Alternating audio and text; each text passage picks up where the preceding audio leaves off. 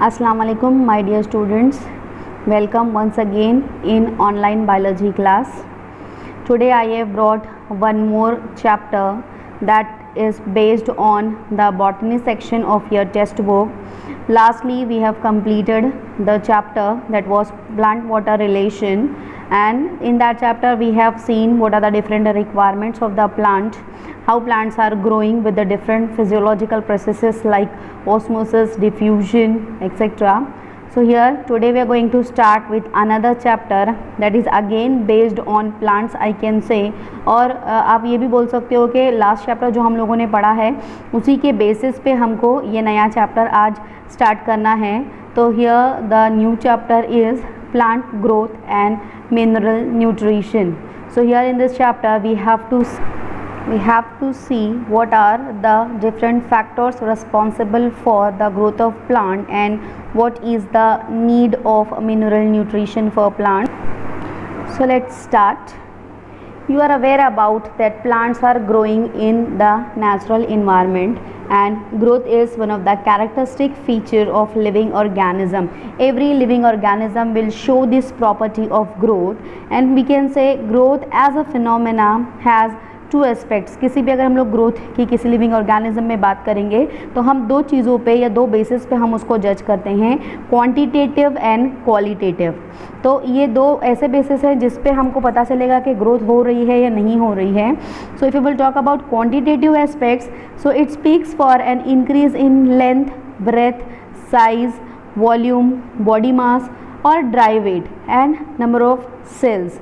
So here we can say जब ये सारे फैक्टर्स अगर हमको इंक्रीजिंग ऑर्डर में नज़र आ रहे हैं, जैसे कि प्लांट की लेंथ बढ़ रही है, उसकी ब्रेथ बढ़ रही है, उसके साइज़ में उसके लीव्स वगैरह का उसका साइज़ बढ़ रहा है, उसका बॉडी मास है, या अगर हम लोग ड्राई वेट उसका लेकर देखेंगे तो वहाँ पे अगर हमको जो इन numbers if you will talk about, अगर वहाँ पे सेल्स की भी अगर जो ग्रोथ एक्स्ट्रा हो रही है या अच्छे से सेल ग्रो हो रहे हैं तो ही हम उस कंडीशन में बोल सकते हैं कि वहाँ पर उसकी ग्रोथ हो रही है, एंड दिस ग्रोथ में be considered as the quantitative growth.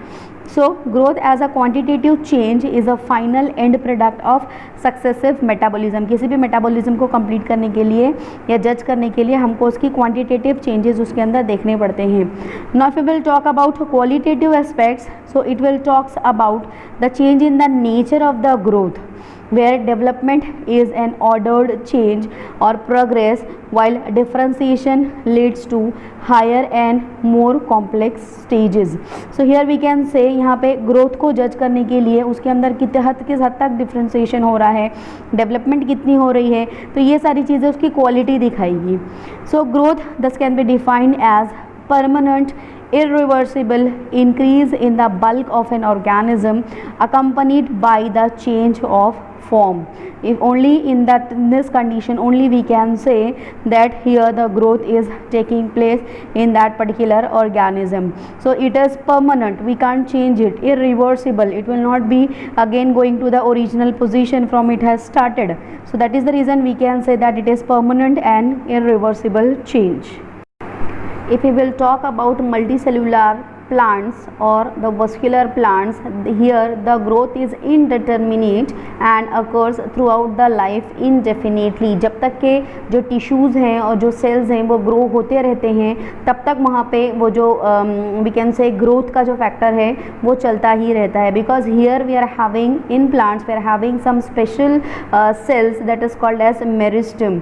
So it is restricted to some specific region और इस रीजन को ही मेरिस्टम कहा जाता है. And these regions where the new cells are continuously and constantly producing. So यहाँ पे ये जो सेल का प्रोडक्शन है डिफरेंट जोन्स जो होते हैं सेल के, सिंपली अगर हम लोग रूट की बात करेंगे तो रूट में वहाँ पे region of cell division, the region of elongation and region of cell differentiation. तो ऐसे जो रीजन्स होते हैं जहाँ पे कंटिन्यूसली ये ग्रोथ चलती ही रहती है.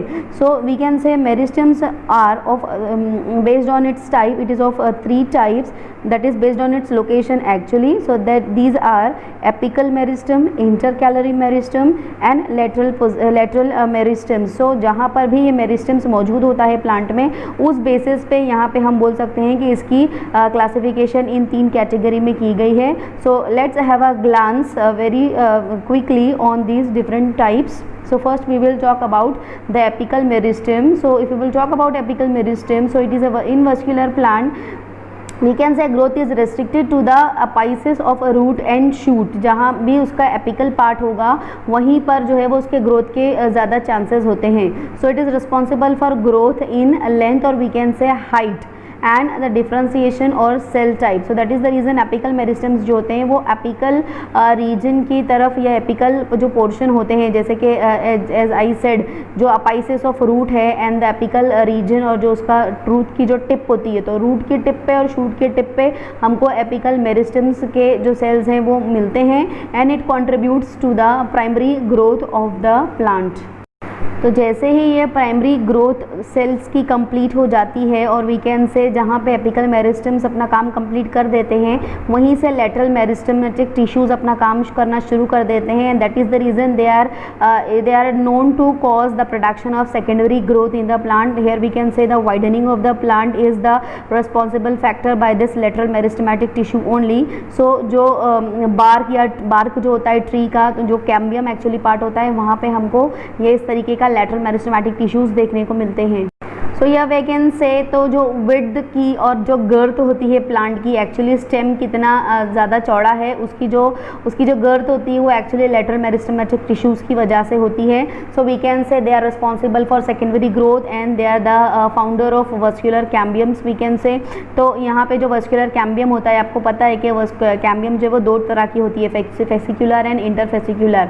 तो इस तरीके से यहाँ पे ये लेटरल मेरिस्टेमेटिक टिश्यूज़ रिस्पॉन्सिबल होते हैं सेकेंडरी ग्रोथ के लिए और we can say they are the formation और they are the cause for formation of vascular cambium because it is called vascular cambium only and it is responsible for increase in the girth of the stem due to addition of secondary vascular tissue. जैसे ही primary tissues complete हो जाते हैं अपना काम करना, वहीं से जो है वो सेकेंडरी ग्रोथ स्टार्ट होती है with the help of lateral meristematic tissues. उसके बाद बारी आती है इंटरकैलरी मेरिस्टेमेटिक टिश्यूज़ की. So the meristematic tissue that remained embedded with in the permanent tissue mainly between two nodes they remain in leaf base और at the lower internodes of a growing stem.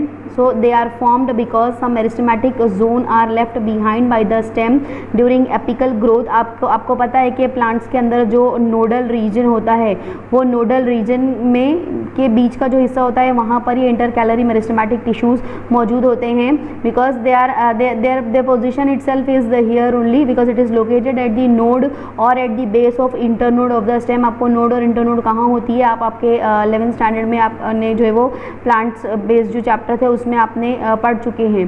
So it is primarily responsible for increasing length of internode and also for formation of leaf primordia and lateral buds. जहाँ से भी जो है वो नया leaf start होता है तो वो जो बड ग्रो होगा वो इसी lateral meristematic tissue intercalary meristematic tissue की वजह से होता है. So if we will talk about the functions of intercalary meristematic tissue, so it is to initiate lengthwise growth of the plant in addition to the primary meristem and also it forms the permanent tissue. जैसे ही tissue because it is responsible or it is also responsible for secondary growth, तो यहाँ पे जो है वो tissues जो बन जाएंगे in intercalary meristematic tissue they will be considered as the permanent tissue and here no further growth will be seen in such kind of tissue. So इस तरीके से जब ये अलग अलग stages जब कंप्लीट हो जाती हैं प्लांट की, वी कैन से कि different stages are there in plants. जैसे कि पहले स्प्राउटिंग स्टेज होती है, फिर उसकी सीडलिंग स्टेज होती है, then vegetative stage, then buds आना स्टार्ट होते हैं, देन उसके बाद फ्लावरिंग होती है एंड देन उसके बाद जो है वो फ्लावरिंग और उसके बाद fruiting and ripening of the fruit. इस तरीके से रिप्रोडक्टिव ऑर्गन्स डेवलप हो जाते हैं. तो ये डिफरेंट स्टेजेस होती हैं प्लांट के अंदर. तो ये प्लांट की ग्रोथ की जो स्टेजेस हैं जिसको हमको यहाँ इस चैप्टर में और भी डिटेल में पढ़ना है. So let's start with it. If we will talk about the phases of growth, so in a plant life there are 3 different phases in the plant life. These are cell differentiation, cell elongation and cell division. Because the cells in the meristem when it get divided, enlarged and get differentiated, so it will be corresponding to these 3 different stages here. So these 3 stages we have to study one by one. So let's get start with the very first stage in the growth of a plant. So the very first phase of in the growth of plant is the phase of cell division, or it is also called as the cell formation because cells of meristems are thin-walled, non-vacuolated, having prominent nucleus and granular cytoplasm.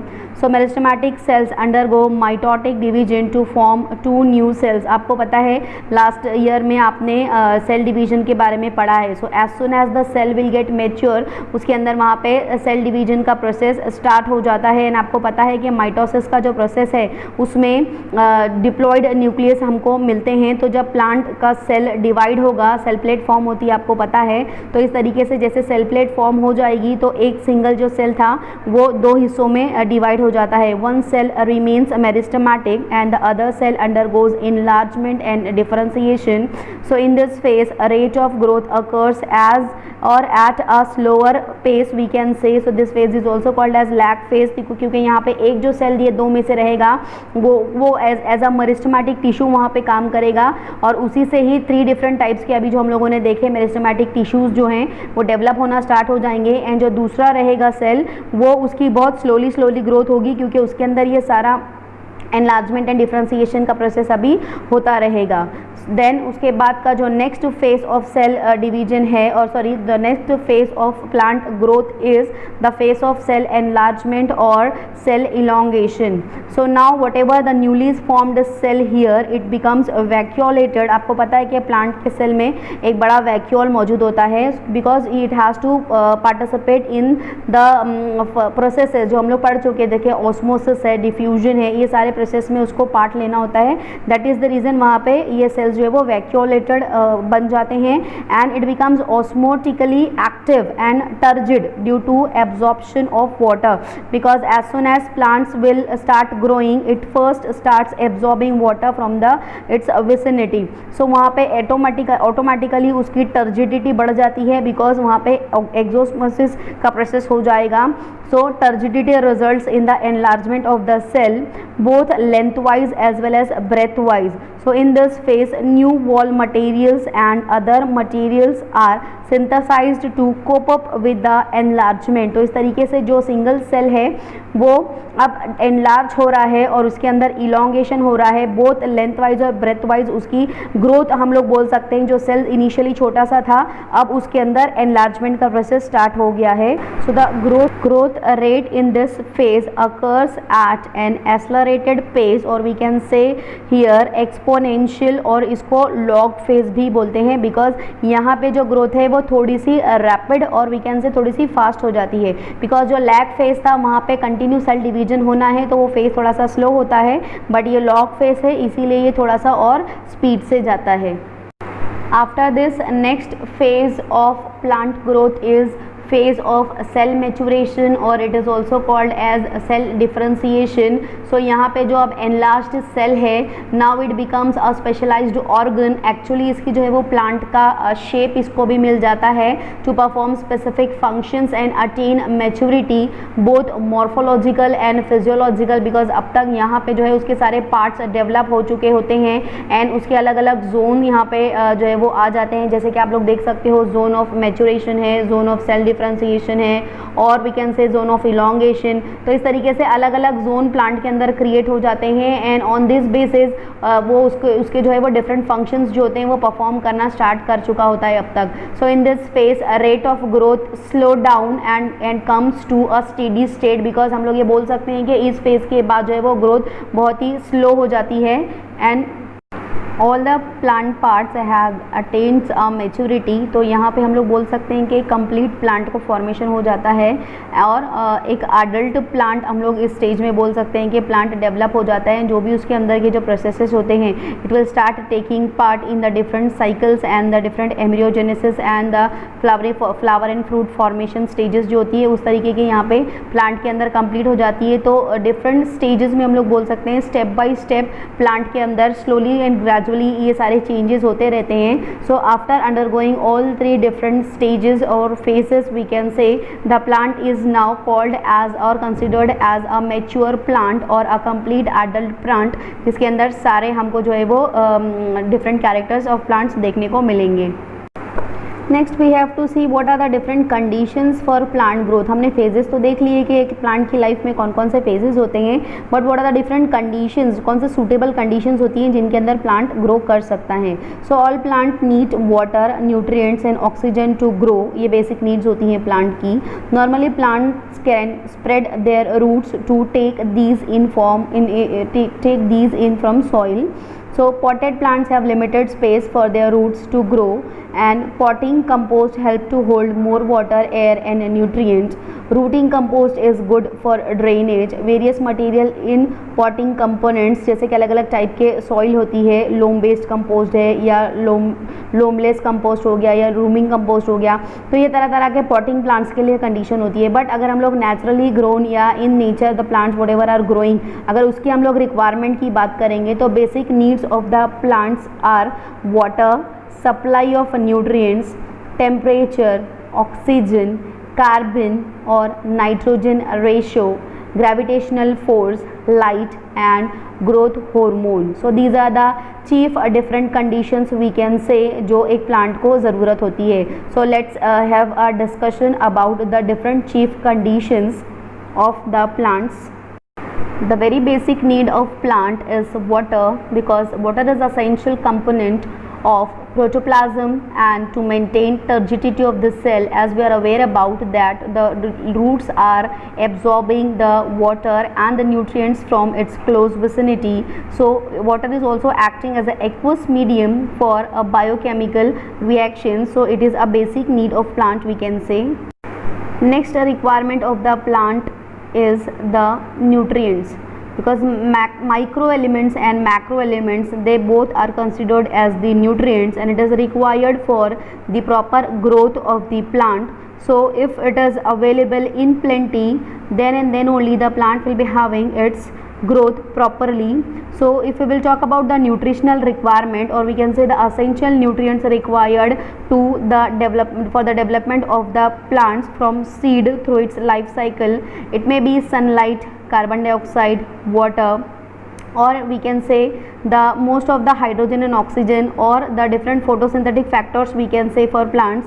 It is absorbed by the nutrition only, and 90% of the water will get lost during the process of transpiration. So here also we can say that plants, with the help of water, they are absorbing the nutrients.